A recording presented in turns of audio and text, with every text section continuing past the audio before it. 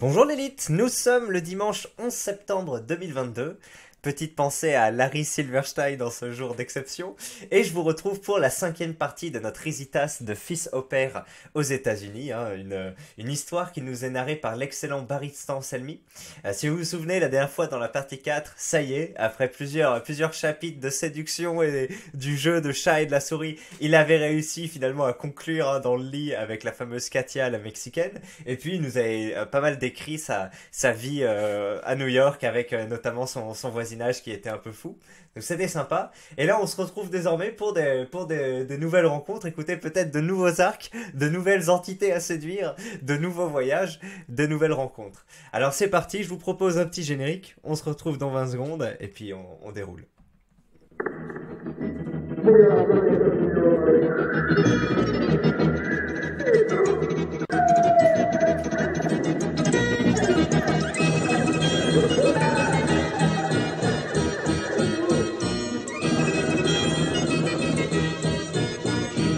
Normaux avec des gens normaux. Hop là. Alors le chapitre s'appelle Love is in the air. L'amour est dans l'atmosphère.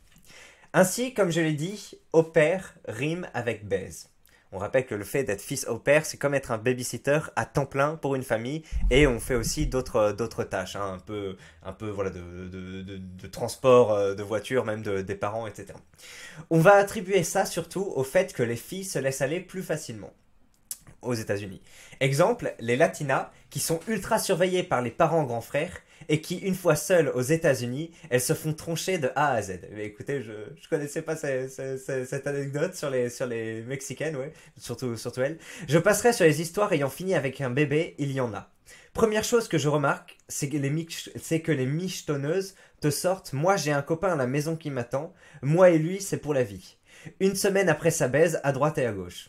Eh ben, notamment les françaises, les spécialistes du famoso copain en France. Ça suce dans le train et ça avale devant tout le monde. Aucun nom ne sera donné, mais faites gaffe à vos copines en Erasmus et au pair. Et oui, ça c'est un grand délire du forum, les copines qui vont en Erasmus, enfin quand on est en couple depuis quelques mois, et puis la fille va partir à l'étranger comme ça, avec plein de rencontres, plein de soirées arrosées, et oui, t'inquiète. Hein.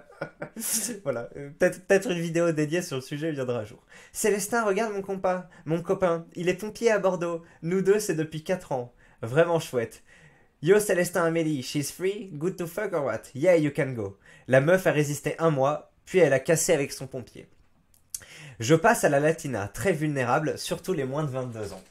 En soirée, on les reconnaît facilement. À 22h30, elles sont déjà dans le rouge. Puis tu les ramasses à la cuillère. Problème, elles s'attachent vite et pas qu'à la bite. Célestin, you and me, it was awesome last night.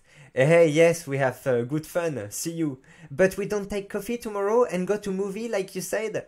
I said that, lol, wait, I have to Skype my uncle for his birthday, lol. Okay, so we see each other Friday then. Yeah, we will do this. I have to go now, bye. Gaffe quand même à la réputation, ces vipères du Sud parlent beaucoup entre elles et la réputation grandit dans le groupe. Bah écoutez, c'est un archétype rigolo qui nous décrit ici. Qu'en gros, ouais, la fille, à la fois, elles viennent d'une ambiance protectrice et elles ont un logiciel un peu fleur bleue. Et en gros, quand elles sont lâchées là-bas, il y a un petit décalage entre les prédateurs et leurs attentes. Bah écoutez. Sophia, la voisine de Rebecca que j'ai baisée, vient me voir un soir de ciné entre potes. Célestin, Rebecca told me you didn't call her back since the party. Really? I think I have wrong number. But she texted you on Facebook? She also said that you used her and dumped like shit. Oh là, on se calme. Sophia, qui est mon amie, commence à se faire embobiner par ces serpents du désert. Obligé de sortir le bobard du je suis pas prêt pour une relation, et il faut calmer le jeu avec la meuf et lui répondre que c'est allé trop vite, bref. Quelle salpe. Non, mais là, je sais pas ce que vous pensez, mais il y a aucune empathie. Enfin, moi, j'ai aucune empathie pour le mec qui raconte le récit. Le gars vend un récit, vend du poteau rose aux Mexicaines pour leur faire miroiter une relation de long terme, etc. Et derrière, il les utilise juste et après, il fait le mort. Et quand il y a des gens qui viennent lui demander des comptes, il va les insulter. Mais c'est vraiment une merde, le gars, putain. Il y a un autre level de meufs, les expérimentées européennes. Elles sont là pour baiser et tout essayer. La Suédoise qui fait 12 heures de bus pour aller se faire un Marines Black dans sa base de Norfolk juste pour un week-end. L'Allemande voilà, qui adore passer par derrière. Bordel, quand j'ai appris ça, je lui ai tout de suite envoyé un message, pardi. Un pote italien, Andrea, me dit qu'elle voulait que ça. Elle habite à 3 minutes de chez moi, c'est une bonne amie de Katia. Un soir avec Katia, je tâte le terrain pour un threesome, un plan à 3. So Elena is going good. You should invite her next time to have dinner with us. She okay, always busy, she said. Busy, tu me dis. She likes black dude, you know. Bref, des Allemandes qui se font ramener non-stop. On se retrouve en prison à New York une nuit avec Kimball, un autre Allemand. Les deux sont chopés dans Central Park de nuit. Attends. On en retrouve en prison, ok. Avec l'écriture, son orthographe, c'est difficile. Mais en gros, ils ont retrouvé des Allemands débridés en prison parce qu'il y en avait une qui lui faisait une fellation en plein Central Park. Amende de $300, ils s'en sortent bien. J'imagine les flics tomber sur Kimball debout en train de se faire pomper derrière un chêne. On arrive à la fameuse relation au père et parent. Ah oui, bah ça doit être rigolo. C'est-à-dire, t'héberges un mâle ou une femelle plein d'hormones chez toi et de l'autre sexe, oui, ça peut être marrant. J'avoue avoir tout entendu là-dessus. L'histoire de la meuf de 22 ans, suédoise, qui se tape le daron de 35 ans beau gosse 7 sur 10.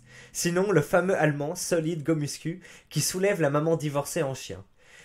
J'ai jamais vraiment eu la confirmation de ces histoires, mais on se dit qu'il y a bien des darons qui se pignolent sur la petite colombienne de 20 ans, 90 G de poitrine, lèvres pulpeuses, cul bombé à la cocaïne de Medellin.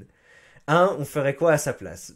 Et là, il nous fait quelques photos de filles au père. Alors, je vous laisse zoomer si vous avez la possibilité de le faire. Moi, je vais pas le faire, mais voilà.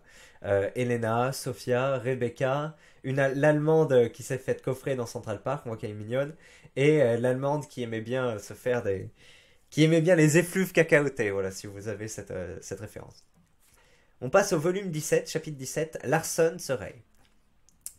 En mars 2013, Larsson, mon Allemand, va repartir en Allemagne après 2 ans aux États-Unis. Tout le monde est dégoûté. Mais on lui prépare une super fête à New York. À 15h, on va à Prania. C'est un club de jour. Ensuite, à 15h, on va dans un bar américain avec des heures joyeuses. Baby food, beer pong. Et ensuite, à 23h, le club The Pink Elegant. Ça va être chaud. Et la surprise du chef, on lui loue une limousine pendant 1 heure. Ça coûte $20 par tête, mais bon, on ne fait ça qu'une fois dans sa vie. On est au moins une vingtaine, tout le monde est déchaîné. Katia porte une sale robe, décolleté plongeant. Célestin, you come dance with me? Je démolis la piste de danse. Katia, c'est le genre super cool qui te met à l'aise, même si elle a un côté princesse salpe de temps en temps, le reste du temps elle est top. Katia, qui adore Larsson, est survoltée ce soir-là. Elle danse avec tous les mecs, elle chauffe tout le monde et paye les tournées. On est tous sous le charme. Même si Larsson est fidèle à sa copine, il accepte une lap dance de Katia. Ce FDP doit avoir le barreau. Larsson, you're gonna forget your girlfriend the next 3 minutes. We will see. Bref, tout se passe au calme, j'essaye de pécho de mon côté, je regarde un peu les meufs. Je vois Sarah la colombienne, on est amis, mais son boule surbombée me dit qu'il peut y avoir plus. Elle est timide, un peu princesse, mais après 2 verres de vodka, elle commence à se laisser aller. Son cul me frotte. Je reste solide, pas de fioriture. Là, il nous montre une photo à la piscine. On voit pas beaucoup de ses fesses, mais il nous dit, voilà, on peut le voir un peu. Tous les est fous. Tous les est fous. J'imagine, ça veut dire tout le monde est fou. Il est que 18h, on se dirige vers la limousine. Le chauffeur, un Pakistanais, nous avait préparé vodka Red Bull et une bouteille de champagne. Ça va être sick. On commence le tour, ça commence à picoler sévère. Célestin, open the champagne, make it rain. Ouais, vas-y gros, mais gaffe à la mousse. Putain, je galère dans la limo. À côté de moi, je vois déjà des couples se bouffer la langue. Au fond de la limo, je vois Stephen et Ashliane la Turque. Elle va lui tailler quoi? Elle va lui tailler une veste, on va dire, dans 2 minutes, punaise. Stephen, calm down, bro. You are not alone. She wants my... allez, on va dire dick. She's crazy. La Turque est incontrôlable. Bien sûr, elle est bourrée. Elle avait une fake ID car elle a 18 ans. Tout le monde fait ça. Oui, parce qu'aux États-Unis, on peut pas boire avant 21 ans. On peut conduire très jeune, hein, à partir de 15-16 ans, je crois, mais on peut pas boire de l'alcool avant 21 ans. J'ouvre la bouteille de champagne. Qui vient lécher la mousse? Katia. It reminds you something, les Célestins, lol? L'enfoiré. Le tour est fini, on se pose au bar pour manger et déconner un peu. Hop, tournoi de beer pong. avec mon Ray Larson, on baisse tout le monde. Tournoi de baby-foot, on saigne les Américains. Avec mon skill français, mes repêches et mes pissettes, je les saigne. Et moi, j'ai pas le... Pissette, mais c'est de la triche ça, pissette. T'as pas le droit de faire ça normalement. C'est le fait de faire de faire rouler le truc là. Vous savez, au baby foot, on peut donner un gros mouvement avec la poignée et le bonhomme il fait comme ça. Je crois que les mecs dans le sud ils appellent ça des pissettes. Et enfin moi normalement quand j'y joue je dis non, on n'a pas le droit de faire ça. Si voilà, on joue dans les règles de l'art. Hey, you can't do that, motherfucker. Shut up, man. Hey, you should go to high school in France, bro. Lol. Ah oui, donc ouais, les Américains, ils sont comme moi. Ils disent non, non, c'est la porte ouverte à toutes les fenêtres si on commence à faire ça. Le videur vient même me secouer à cause des repêches. You, don't do that.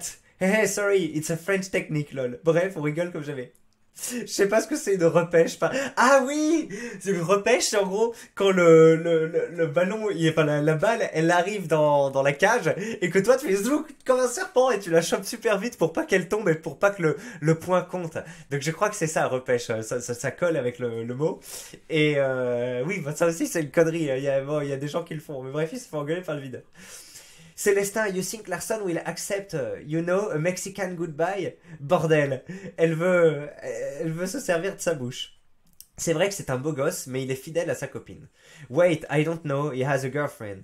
Maybe you can do it on me, I am his best friend. Lars will be happy for me. Elle est énervée, ça passe pas. Ouais, écoutez, c'est rigolo. Bah les couilles, j'attends le Pink Elephant pour pécho Sarah. Donc, il est 23h, on arrive au club, les filles rentrent facilement, bien sûr. Nous, ils commencent à nous taxer $20 par tête de pipe. New York. On négocie pour payer pour juste 4 mecs sur les 13. On a amené une vingtaine de femmes en chaleur. Ça compte. La musique est posée. Des remixes de tube mainstream, ça passe. Toutes les meufs dansent avec Larson. Il est bien ce bâtard. Je suis en sueur. J'ai pas lâché Sarah sur le dance floor. Je vais au bar avec Stephen et une nouvelle au pair qui s'appelle Cynthia. Elle demande 3 shots pour nous 3. Le barman lui propose différentes marques. Elle dit oui à la première. Grosse erreur. Ce FDP sert les 3 verres. $75, please. $75 pour 3 shots. La conne est en PLS. Elle a pas demandé de prix. Elle commence à se retourner vers Stephen. I fucked up. Can you help me? I have only $15. Wait, I ask Celestine. Hey, I think I heard my name. Elle va faire la manche à toute la boîte. J'ai lâché $10 pour faire le fragile gentil. Katia a payé $40. Elle a de la chance, Cynthia. Punaise, sale soirée. Je me remets sur Sarah et son boule magique. Hey Célestin, I love that club. Me too. Girls are so sexy, lol. Ha ha ha, yay. Dance up on me, Sarah. What? Hey, shake your booty. Elle se vexe et fait sa princesse. Putain, mais quand il décrit ce genre de phase de séduction, ça fait tellement pitié, c'est tellement au premier degré, mais bon. Pas assez de vodka pour elle. La prochaine fois, c'est la mode. Ok, en gros, lui, il est en mode. On y va franco de fort et on attend juste que la meuf soit assez bourrée pour que les avances premier degré comme ça, sans aucun romantisme, aucune subtilité passe. Oh non. Larson est heureux, il a même une larme et on a bien célébré. Célestin, bro, you are my French brother. J'ai une larme, il va me manquer ce con.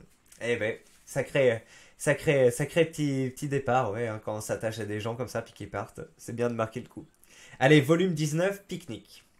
Avril approche, le temps est bon, j'organise un pique-nique sur Larchmont. Je demande à tout le monde d'essayer d'apporter un truc de son pays. J'ai pensé à l'Afghane Hamida, bien sûr, elle pourrait nous amener une bombe. Je vois sur internet qu'il y a aussi pas mal d'opium là-bas. J'ai l'impression que c'est l'humour des années 90, c'est médiocre, mais oui, effectivement, triangle d'or. Attends, il y a 2 triangles d'or, je crois. Parce qu'il y en a un, Afghanistan et... Enfin, c'est surtout en Afghanistan, et il y a l'autre, Birmanie, Thaïlande et Laos, je crois. Qui est pour beaucoup d'opium là-bas. Bref, moi je me fais des crêpes, ça marche toujours avec les filles. Les moments où elles étalent le Nutella, je fais le chauffeur, je récupère Katia, Stephen, Sarah et Marc. Marc, what did you bring? Ah, I can't vodka. So I bring my sexy body. Hehehe. Punaise ce déchet. Katia a des tortillas, bien sûr. Sarah a pris des boissons dont on s'en fout. Elle me fait la gueule, cette te pue. Et oui, parce qu'il a essayé de lui dire, vas-y, viens frotter ton boule sur moi. Et il y allait trop franco et du coup, ça dégoûte les meufs. Hein, non. On arrive, tranquille, il y a déjà du monde, il fait chaud, les filles sortent les décolletés et les shorts. Avec les mecs, on se tape un foot. Il y a pas mal de nouveaux offerts, de nouveaux opères, de la viande fraîche. Je garde un œil sur les nouvelles. Vise-moi ce boule, c'est une brésilienne, Carolina. C'est vrai qu'elle fait honneur au Brésil, chapeau. Mon poteau Faustine est à fond. Je vais lui laisser ce morceau. Starfoula, l'Afghan arrive. Faut dire que Hamida est trop discrète. Je veux pas faire la parano, mais bon. Les cellules terroristes dormantes, j'ai vu ça dans 24 heures chrono. Hey Hamida, what's up? I am good, Célestin, thank you. Je vais désamorcer l'atmosphère. Hamida, listen. Is your father a terrorist? Hein? What? Wait, because you are a bomb. Hey, ok. Ça l'a pas fait rire. Bref, elle retourne faire sa discrète. Ça, c'est les fameuses phrases là de merde. Est-ce que ton père est un terroriste? Ouais, parce que non, parce que t'es une bombe. Et c'est quoi l'autre? Je sais plus, attendez, il y a un truc avec... il a pris tous les Big Mac du McDo, il les a mis dans ton cul.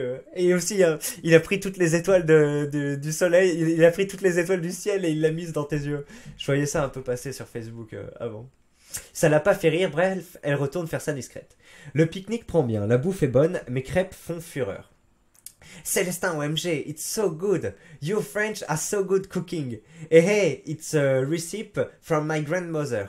You can teach me cooking, Célestin, la gourmande. When you want, I am all free. Yeah, we can do we can do this weekend. We can do that this weekend. Ça commence bien ce pique-nique, je gère mon game. Je vois arriver Juliette, une française, 7 sur 10. Une emmerdeuse de première. Elle se ramène avec son américain, un gros con. Je rappelle, elle est en couple en France. Hein. Les Françaises sont mal vues. Elles prennent de haut toutes les latines et elles jalousent les Suédoises allemandes. Personne peut les encadrer. Ah ouais, c'est rigolo ça. D'accord, je savais pas que... Je sais que les Français sont mal vus, notamment en Australie. Parce que, en gros, en Australie, t'as pas mal de supermarchés où c'est des bornes automatiques. Et quand tu prends, t'as pas de personne qui contrôle. Et les Français, ils sont là en mode, ah, super, je vais pas payer. Et ils appellent ça du French shopping. En gros, le fait de voler dans ce type de supermarché. Donc voilà, les Français, il y a d'autres endroits du monde où on est mal vu. Et donc, apparemment, dans les échanges d'au pair, c'est les Françaises, précisément, qui sont, voilà, qui sont sur leurs hauts chevaux. Et notamment parce qu'elles, sans doute, elles jalousent les autres filles sur le marché sexuel. Ça me surprend pas, ce sont toutes des timpes, ça fait les princesses et ça va pomper le premier John qui arrive. Ok. Juliette dit bonjour à tout le monde sauf Hamida. Hey, what the fuck? Ce malaise, son copain commence déjà à taper dans la bouffe. Juliette, t'as apporté quoi comme bonne chose? Oh, fallait apporter quelque chose, oups, sorry. Punaise, c'est française. Heureusement qu'elle reste entre elles. Faustin revient me voir et me dit qu'il veut faire un double date. Carolina est timide, elle veut sortir avec une amie. Ok. Elle ressemble à quoi son amie? Tiens, regarde. Elle est là. Mon Dieu. Ce ton surmaquillé. Hello, Célestin. Ce cajot venu tout droit de la forêt amazonienne. 2 sur 10. Hello. J'adore Faustin, mais là, c'est trop dur de l'accompagner. Au final, j'accepterai pour lui. Je me sacrifie pour un pote. Par contre, Sarah, qui me fait la gueule, vient me voir. Célestin, can you help me with the food? We have to clean up. Ouais, je vais tenter de remonter dans son estime. J'ai traduit une de mes fameuses dragues en espagnol. Sara, es tu padre un ladrón? Est-ce que ton père est un voleur? ¿Qué? Porco ha tomado las estrellas las pones en tus ojos?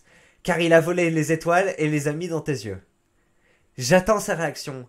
Ah, que lindo! I love it, thank you! Issou, ça marche, je up my game. Une bonne journée. Vous voyez, je vous avais dit le truc de ton père est un voleur, il a pris toutes les étoiles ou il a pris tous les McDo du Big Mac, là, il les a mis quelque part, et oui, c'est vrai que c'est connu en français et que ça fait un peu suranné, mais ça peut marcher auprès de Mexicaines fleurs bleues. Après, peut-être que ça a changé, hein. Vous savez, les pays changent. Ça, c'est un truc qui date il y a déjà une dizaine d'années. Maintenant, ils ont plus démocratisé avec Internet. Peut-être ce genre de technique est un peu suranné désormais. Mais écoutez, essayez. Je vois que la vidéo fait déjà 19 minutes. Mais allez, je vous fais... Ah non, après, ce sera un double chapitre qui arrive. Donc, je vous propose de vous laisser là, mes bons clés. Une petite vidéo de 19 minutes. On arrive au chapitre 20 pour la prochaine fois. Bon, écoutez, pas grand chose à part le départ de son pote dans ces épisodes qu'on a lus. Pas de nouvelles grosses rencontres, si, un peu la Sarah, la fameuse colombienne, ça fait quelques chapitres qu'il en parle. Il est obnubilé par ses grosses fesses, donc écoutez, on verra où ça le mènera. Mais Écoutez, on se retrouve sans doute la semaine prochaine pour la suite de cette histoire. Merci beaucoup de l'avoir regardé, puis à bientôt. Allez, ciao.